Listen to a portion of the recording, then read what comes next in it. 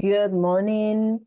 My name is Virginia Ramírez-Herrero, and in the next few minutes, I'm going to explain the work entitled Active Methodologies Through the Stream Game Event Experience to Enhance Resilience, which has been prepared by a multidisciplinary team from the Rey Juan Carlos and Polytechnic University of Madrid.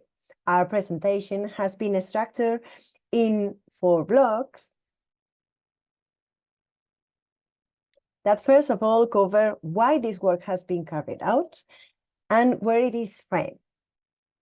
Then we provide some details of how it has been carried out experimentally and how the information collected during the social experience has been treated to then present some of the most relevant results and that we can conclude preliminarily, suggesting at the end some recommendations for future experiences in this line. As I mentioned, this work is carried out by a multidisciplinary team in the Molitia Locus Teaching Innovation Project, financed by the Rey Juan Carlos University in the program of the Economics and Business Science, with the collaboration of the National Academy of Science of the USA.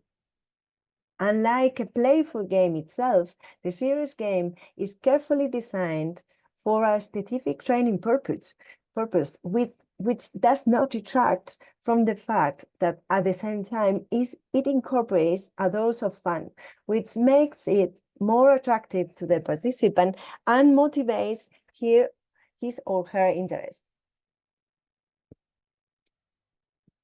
In the current academic scenario, the training and competence profile of undergraduate students must be reinforced in aspects such as the development of transversal skills, also known as soft skills, and skills related to some sustainable development objectives that will form part of the future contribution as professionals, for example, ensuring the necessary theoretical and practical knowledge to promote sustainable development or developing reliable sustainability, resilient and quality infrastructures to support economic and human well-being, or significantly reducing the direct economic losses caused by natural disasters.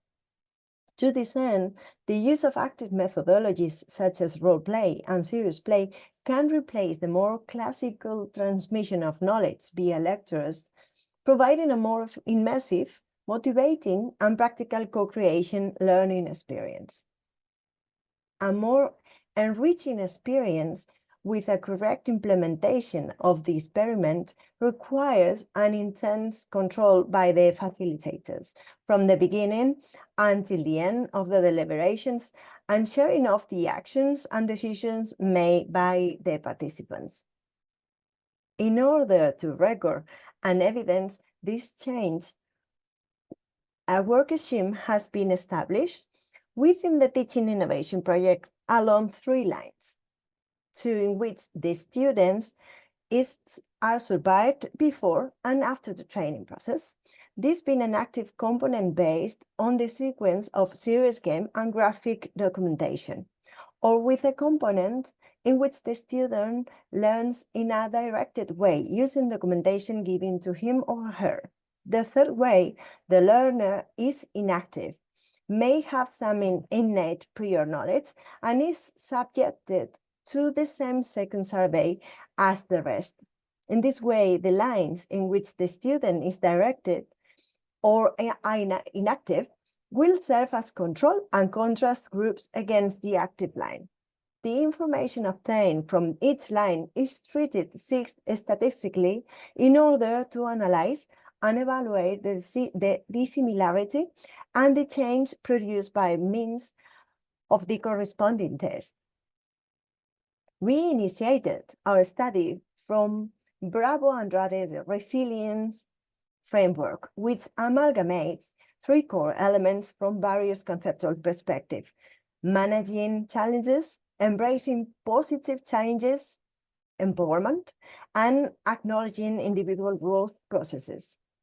The current research aims to replicate positive outcomes in a Spanish university by assessing changes in students' resilience, awareness, and decision-making and conflict resolution skills before and after participating in the LabX Extreme event, a web-based serious game fostering resilience, collaboration, decision-making, awareness, and conflict management skills through simulated disaster scenarios. Our research identified previous work that utilized game-based learning and demonstrated enhanced decision-making, confidence, citizen involvement in disasters, and emergency awareness. So what are we questioning with this first application in the field of business administration and management degrees is whether it is possible to detect a change in competencies and skill related to resilience, decision-making, stakeholder management, and conflict resolution.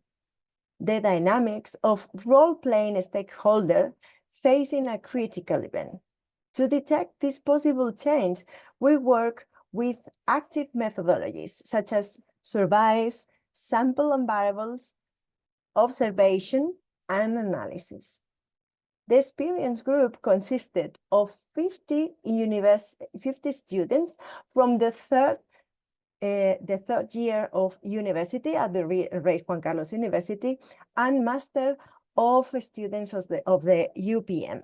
The two surveys are given to the students before starting the training. At the end of it, consist of 19 statements, a total of 38 whose degree of affirmation is established by means of 5-level Likert scale. The questions are personal questions about their attitudinal character in their close social environment. The questions are aimed at assessing their capacity for teamwork, leadership, conflict management, self-control, resource management, resilience, etc. In addition, during the activity, part of the facilitators acted as observers, collecting attitudes, expressions, ways of working, and relationships between participants that will expand in the exercise of sharing, discussing, and reinforcement of the whole learning process that is carried out prior to the conclusion.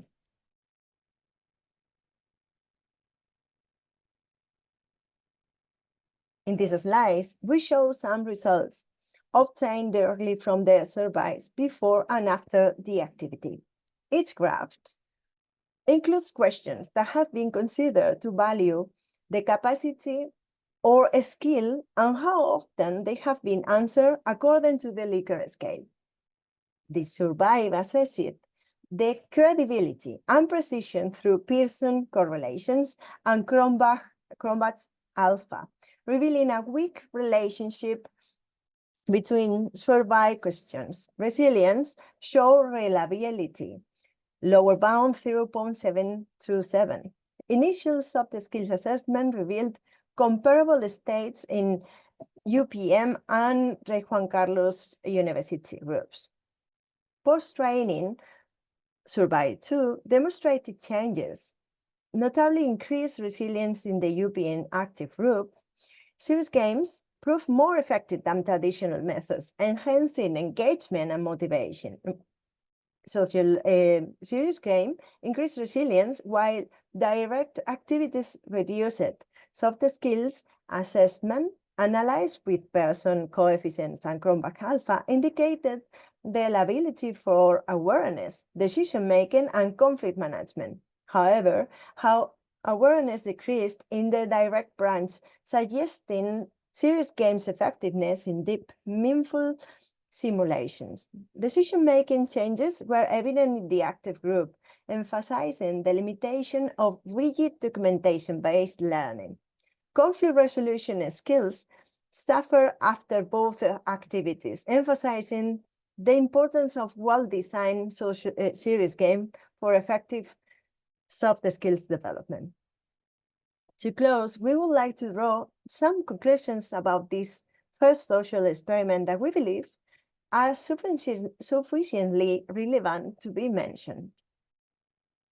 The learning scheme based on the sequential action of two-tiers game dynamics seems to be an effective tool.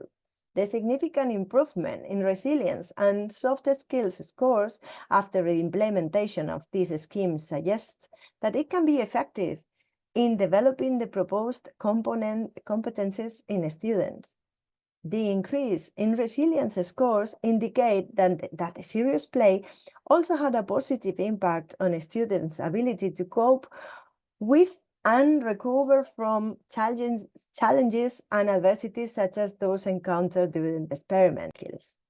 Beyond resilience, we have a possible correlation between resilience and other skills. It appears to be a positive correlation, so it is possible that strengthening resilience has beneficial effects in other areas of personal and professional development. The fact that improvements are observed after participating in this activity suggests that play-based approaches can be effective tools for education and soft skills development in academic settings, as reported in the literature. However, the results in the first instance appear to be positive. It is important to continue to evaluate in the longer term to determine the sustainability of the improvements and whether they persist in real-world situations. Future works could be carried out by increasing the number and variety of students, improving and refining the survey instruments used, delving into the relationship between skills, or conducting process evaluations through ethnographic or sentiment analysis that can enhance the assessment of competence acquisition processes in participants during the game. Thank you very much for your attention, and the author's email addresses are here for your disposal. We will be happy to answer any question you may have. Thanks for listening.